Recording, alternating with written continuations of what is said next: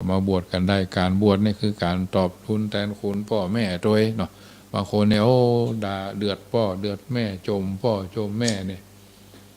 ก็มีเลอะแยะมากมายไปเพราะฉะนั้นกรรมมุนาวัตติโลโกสัตว์โลกย่อมเป็นไปตามกรรมเรามีกรรมเป็นผู้ให้ผลมีกรรมเป็นผู้ติดตามทำกรรมใดไว้ก็จะได้รับกรรมนั้นอ่ะจะไวหรือช้าก็ต้องได้รับอยู่แล้วนะเพราะฉะนั้นมีโอกาสก็ร่วมด้วยช่วยกันเนอะโทรศัพท์กันมาที่0615476539เข้าได้1เสียง1สาย1กำลังใจเนอะญาติโยมทั้งหลายฟังกันแล้วเหลือแถม15 นาทีสุดท้ายเนาะระหว่างวันที่17ถึงวันที่23นี่บัดได้อยู่ญาติโยมทั้งหลายต้องแจ้งล่วงหน้าไว้ก่อนเนาะอบรมตั้งแต่วันที่17ถึงวันที่23อาจจะเป็นเพบกรรมอย่างก็คอยฟังกันไปเนอะทั้งนี้ทั้งนั้นก็ถือว่าวันที่23นี่ก็คงจะปิกมาถึงก็คงจะดึกนะออกจากพุ่นประมาณสักหลังเที่ยงวันนะก็คงจะนั่งรถมามีคนจะไปฮับเนาะฉะนั้นมีโอกาสก็ร่วมบุญร่วมกุศลกันได้บวชพระเภกตุเอาน้ำอาหารการกินยังมาถวายก็ได้จะเป็นเจ้าภาพเลี้ยงเพลก็ได้เนาะพระทหารเจ้า1,500พระทหารเพล2,500 บาทน้ำดื่มทั้งวันวันละ 1,000 บาทหรืออื่นๆที่ท่านนอกจากนี้เนาะจะมาเป็นเจ้าภาพพระทหารอาหารภาคกลางวันก็เป็นข้าวสวยภาคเจ้าก็จะเป็นอาหารที่ย่อยง่ายๆเนาะอาจจะไปบิณฑบาตตามชุดต่างๆเหมือนเช่นทุกปีปีแล้วก็ได้มี5-6 ตนก็ผ่านไปเป็นเปาะนะญาติโยมทั้งหลาย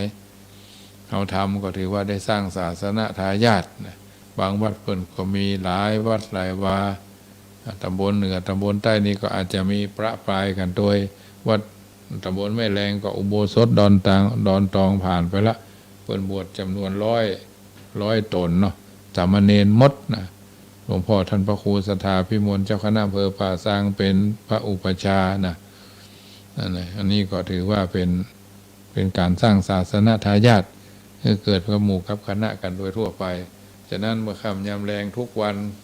เอาพยายามพิจารณาสิ่งอันเป็นอสุภกรรมฐานสอนจิตสอนใจอบรมจิตอบรมใจเฮาว่าทุกสิ่งทุกอย่างบางทีบางครั้งเอาเลยปล่อยปะละเลยเฮาได้พิจารณาบ่ได้ตระเตรียมอย่างไว้นะมันก็เกิดความประมาทขึ้นอย่างเพิ่นบอกเอาไว้ว่าคนเฮามนุษย์ในโลกสับสนเกิดมาเป็นคนบนผืนโลกล่าเฮามีความตายรออยู่เบื้องหน้าบ่มีไผมาล่วงพ้น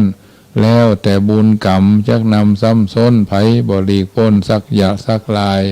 วันเกิดเฮาฮู้บ่แน่วันตายมนุษย์หญิงใจเหมือนกันชู้ผู้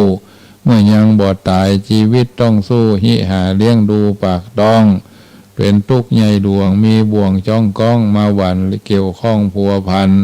ขอได้บรรลุถึงอรหันต์เพราะบ่วงมาพันติดวันเกี่ยวข้อง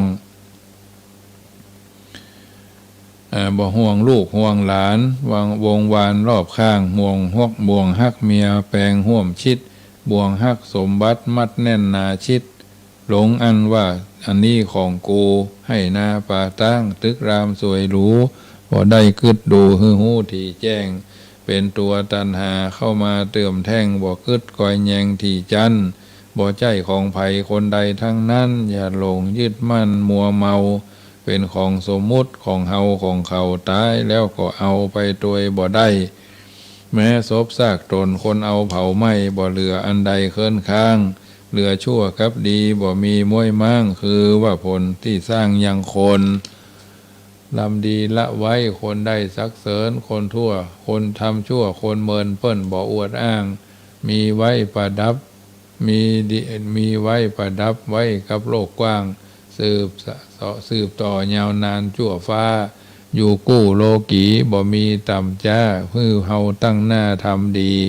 ถึงจักมวยมิตรดับจิตเป็นผีแน่แต่ว่าความดีมีไว้โลกล่าจงจวบนิรันดร์การยาวนานไปหน้าไผบ่นินทาว่าให้หนีเปิ้นเสียดายตายเปิ้นเล่าไว้คำสอนลุ่มใต้เมืองคนเกิดมา1 เตื้อก็ตาย1 หนเกิดมาเป็นคนทนทุกข์จ้องจนตายเป็นผีหนีเข้าหีบล่องจบตายทำนองพ้นทุกข์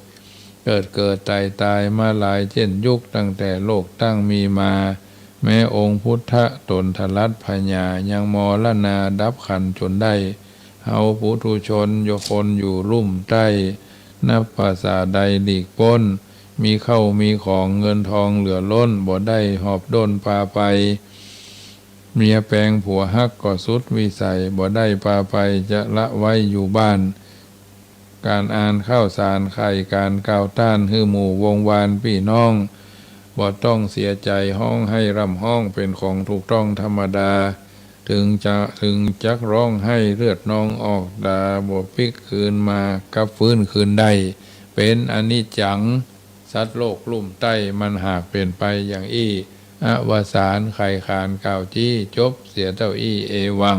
อันเนี้ยญาติโยมทั้งหลายพิจารณาทุกวันนะทุกวันเฮามีกรรมเป็นของตัวเก่ามีกรรมเป็นผู้ฮื้อพ้นมีกรรมเป็นผู้ติดตามทำใดไว้ยกอายุ50-60ไปแล้วก็เริ่มปลดปลงปลดปล่อยวางจะไปหลงละเลงในสิ่งที่มันเป็นสาระเนาะอย่างชาวว่านะก็ยังสุขสบายบ่ค่อยทำหาตุหาพระบางคนอายุจัดหนักจัดหลายบ่เคยทำบุญวันเกิดตัวเก่าเลยนะบ่เคยทานก็เข้าวันเกิดบ่เคยใส่บาตรวันเกิดโดยเฉพาะวันเกิดของเฮานี่แหละนะบ่เคยทานหาพ่อหาแม่นะบ่เคยทานหาสามีบ่เคยทานหาภรรยาบ่เคยหาลูกหาเต้าพ่องอย่างเงี้ยเจ้ากรรมในเวรเปื้อนเดียวเซลฮักกันเนี่ยอาจจะทำบรับทอดแพทบรมทอมแพมนะมันบ่ต่อเนื่องเนาะถึงในเทศกาลตานเข้าพรรษาออกพรรษาเดือนจีปีใหม่ตลอดจนเดือน12เพ็งอย่างนี้นะเพิ่นตานกันทดตัวเองก็บ่ตานบ้านใดที่บ่กินบ่ตานมันถึงหม่นหมองเนาะบ่มีสง่าราศีออกไปทางใดก็เหี่ยวแห้งโมดญาติโยมทั้งหลายบางคนที่เพิ่นกินเพิ่นตานโอ้ในบ้านพอเข้าไปมันถึงเขียวฟุ้มเขียวชะอุ่มชุ่มตาเป็นที่ประสาทศรัทธาของการพบเห็นเนี่ยอันนี้เป็นเรื่องที่มีเยอะนะบางทีบางครั้งก็เป็นทูตเจ้าเฮานี่ก็เหมือนกันบ่ใช่หุมขินหุมตานเนี่ยคือคิดจะเอาคิดจะให้มันก็เบานะถ้าคิดจะเอามันก็หนักฟังหาเพิ่นจะกินเหนือตานใต้เพิ่นจะเลี้ยงลงทานที่ไหนโอ้หูตั้งพอหูตั้งอย่างหูกระต่ายแหละบางคนนี่นะปดโตเอาไปโดยพุ่น18คูณ20พ่อง20คูณ22พ่องอย่างมันนึงเอาไปเซตมันเดียวนี่นะปดโตเข้าทำนองว่า5คูณ7ใส่เข้า6คูณ9ใส่แกงหนังว่องแดงมัดแกงมัดเข้าเนี่ยอันมันจะเป็นเยอะๆมันเดียวนี่นะคือคนสังคมให้คนเห็นแก่ตัวคนเห็นแก่ได้คนเห็นแก่ผลประโยชน์นะเพราะฉะนั้นเฮาจะโอ้เพิ่นนั้นเฮายังกลัวคนเมืองนอกเมืองนาคนต่างประเทศคนส่วนกลางเพิ่นมาทำบุญเพิ่นทำไมถึงมาทำได้เพราะเพิ่นก็ฮู้จักเก็บหอมรอมริบกันเนี่ยบางทีบางครั้งเนี่ยโอ้บ้านเฮานี่เคยไปกินไปทานก็เป็นวางหมู่บ้านที่ผู้นำเพิ่นนำก็ดีอยู่นะเป็นที่น่าอนุโมทนาเพราะฉะนั้นมีโอกาสก็กินเนื้อตันใต้ทำไปเถอะไผบ่ฮู้ไผบ่หันฟ้ามีตาเนาะฟ้ามีตามันถึงได้ฮู้ได้หันไปตามลำดับของมันเมื่อเขายังบ่ตายก็เสาะทำบุญทุนทอนทานที่หั่นที่นี่ก็จะเป็นมังกละกับตัวกับตนเป็นประโยชน์ไปทางหน้าเพิ่นฮ้องว่าเกิดมาดีเพราะมีบุญเพราะบุญเฮาหยังปากก็บ่แหว่งหูก็บ่วินเนี่ยปากก็บ่โวจมูกก็บ่แหว่งมือตีนก็ครบก็มือ1สมอง2มือและ2เท้าเฮายังบ่เสาะว่าหากินนะเป็นหยังก็แล้วแต่ขอคือทำหน้าที่คือถูกต้องเป็นตุเป็นพระทหารตำรวจผู้หมวดผู้กองหมอแพทย์พยาบาลคือเป็นคือดีที่สุดเข้าใจในหน้าที่ของตัวเองคือดีที่สุดบ่ต้องไปคือไผมาจูงหูดังเจาะดังหูใส่เด้งใส่ห้อมคออย่ามาว่าใช่คนละญาติโยมทั้งหลายเพราะฉะนั้นต้องทำใจเพิ่นทำอย่างถ้าเฮาทำได้ก็ไปช่วยเพิ่นถ้าเฮาบ่ทำได้เฮาก็สงบปากสงบคำเหี่ยเข้าทำนองว่าช่างกึงพึ่งช่างชักช่างสลักพึ่งช่างเขียนช่างไม่พึ่งใครช่างติช่างเตียนนะบางทีบางครั้งเปิ้นเพราะว่าเห็นเสือหมอบอย่านึกว่าเสือโง่เห็นคนเขาไม่พูดอย่านึกว่าเขาไม่นึกว่าเขาโง่นะแต่เปิ้นว่าน้ำนิ่งไหลลึกนะเพราะฉะนั้นคนประเภทที่ว่ากึ้มงึมดื่มในน้ำบาดไหลเจี้ยวปืน นิสัยแจ๊อูบะเราะเพาะแพะอันนี้นิสัยดีนะคนที่เพิ่นบ่แต้มว่ามันอู้เพิ่นเฮาว่าอู้แล้วมีน้ำมีมะนาวมีน้ำพ่องอันยังพ่องนะมันกินมันตานเขาจะอายุนักอายุน้อยจริงอยู่อายุ40ลงไปเนี่ยโดยมากก็จะอยู่ในระหว่างเสาะว่าหากินเสาะว่าหาเก็บเหี่ยวตะแล้วเหนือตะแล้วใต้บางคนก็ไปทั้งเรื่องอิทธินารีบางคนก็ได้ไปหาทางพอใจนี่มันถึงมีกันทั่วบ้านทั่วเมืองบางสิ่งบางอย่างละอ่อนบะเดียวกับมากันป.4 ป.ม.5 ม.6 ม.3 ม.4 โอ้ลูกไม่นอนด้วยกันก็มีลูกมาบ้านพระบาทนี่ก็หลายครอบครัวนะลูกมานอนพนในที่สุดก็ฝ่ายพอใจเขาก็ต้องห้องพ่อห้องแม่มาเอาไปเนาะมันบาดใจนี่ญาติโยมทั้งหลายมากินมาตาลลูกนี่ไปที่หั่นลูกหั่นไปที่นี่มันก็เจ๊ไก่มันก็เต้ากันนั่นแหละลูกหั่นไปนี่กับลูกนี่มาหั่นลูกมานี่ลูกนี่ไปพ้นนี่นะเพราะฉะนั้นช่วงนี้ถนนหน้าวัดจังกำกำลังอยู่ในระหว่างซ่อมแซมทำใหม่เนาะก็อาจจะมีฝุ่นอย่างตึ้งตั้งช่วงนี้นะคงจะแล้วเมษาก็คงจะเสร็จก่อนเมษาก็ว่าหลังเมษาก็ก้อยกันไปถ้าใครจะมาวัดจังกำก็ถ้าเป็นไปได้ก็ถ้าหูหนต่างเนาะเลี้ยวขวาที่บ้านบ่อหินพุ่นเข้าปากซอยป้าที่เขียนว่าบ้านบ่อหินเข้ามาก็ได้แล้วก็จะมาเลี้ยวขวาเข้ามาแล้วก็จะมาเลี้ยวซ้ายหน้าเข้ามาในสุดหมู่บ้านบ่อหินเนาะก่อนที่จะไปป่ามุ่นก็เลี้ยวไปทางกลางต้งพดมาวัดจังกำอันนี้จะสะดวกถ้าหนทางเพิ่นแซวแล้วนะแล้วแต่ความสะดวกบางทีมันจะไปยูเทิร์นไก่ปุ่นพวกถ้าบาดโฮงไฟฟ้าก็โฮงพริกหรือไม่ก็ท่าทรายปุ่นมันไก่ก็ทั้งความเสียเวลาให้คนเฮาทั้งหลายเนาะ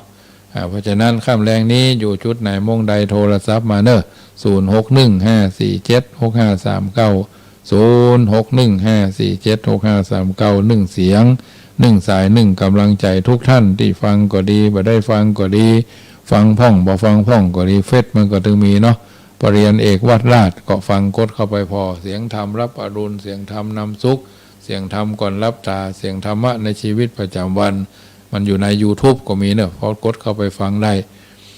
ฟังแล้วเกิดประโยชน์สาระทำบ่ฮึ่งง่อมบ่ฮึ่งเหงาเนาะอันนี้ก็อนุโมทนาคงจะบ่มีไผโทรมาเนาะเหลือ3นาทีสุดท้าย0615476539 อากาศแปรปรวนกระเดียวก็ร้อนกระเดียวก็หนาวกระเดียวก็ขี้ฝุ่นเนาะรักษาสุขภาพเพื่อดีเนอะญาติโยมทั้งหลาย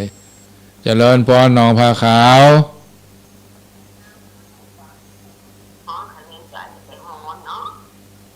จะไปฮ้อนอากาศฮ้อนจะมันเต้อเนาะ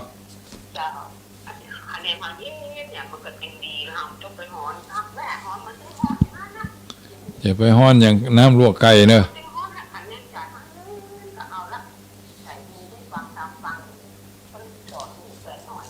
เจ้าสาธุเนอะ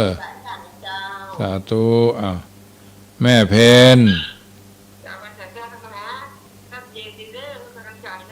สาธุเนอะสาแม่สู่แก้ว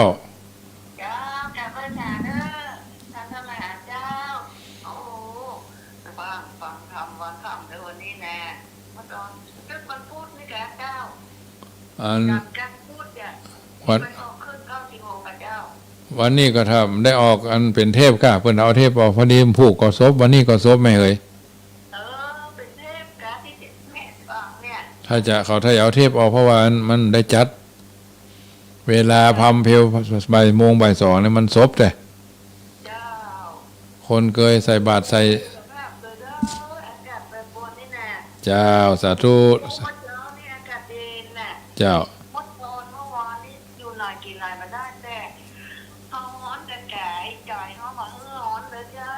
เจ้าสาธุ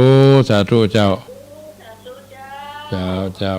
แม่สุแก้วบ้านศรีลาพรสายสุดท้ายเนาะ